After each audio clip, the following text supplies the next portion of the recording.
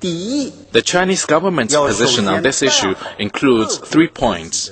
First, countries should run their own affairs well and refrain from passing on problems onto others.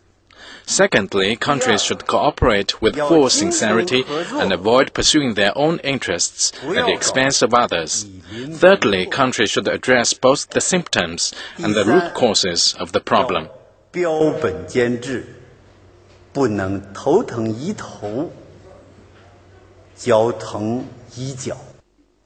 Premier Wen called for serious reflection on the current economic systems and theories in the face of the international financial crisis.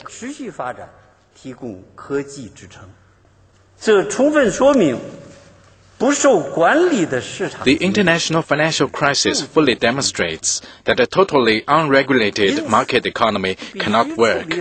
We must strike a balance between financial innovation and regulation, between the financial sector and the real economy, and between savings and consumption. The fundamental right to education, as incorporated in our Constitution under Article 21A, has also become operative from today.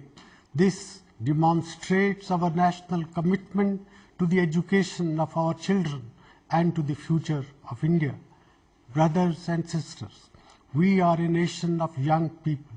The health, education, and creative abilities of our children and young people will determine the well-being and strength of our nation. Education is the key to progress. It empowers the individual. It enables a nation.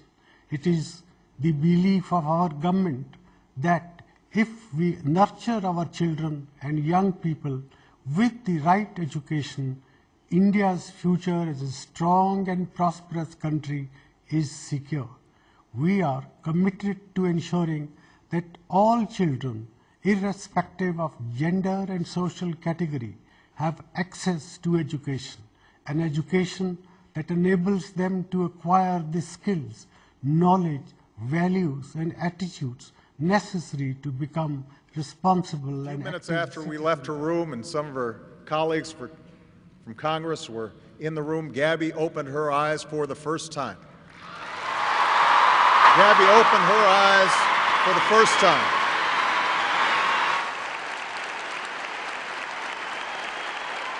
Gabby opened her eyes, so I can tell you she knows we are here, she knows we love her, and she knows that we are rooting for her through what is undoubtedly going to be a difficult journey. We are there for her. I believe that we can be better. Those who died here, those who saved lives here, they help me believe. We may not be able to stop all evil in the world, but I know that how we treat one another, that's entirely up to us. And I believe that for all our imperfections, we are full of decency and goodness, and that the forces that divide us are not as strong as those that unite us. I want to live up to her expectations. I want our democracy to be as good as Christina imagined it. I want America to be as good as she imagined it. All of us, we should do everything we can do to make sure this country lives up to our children's expectations.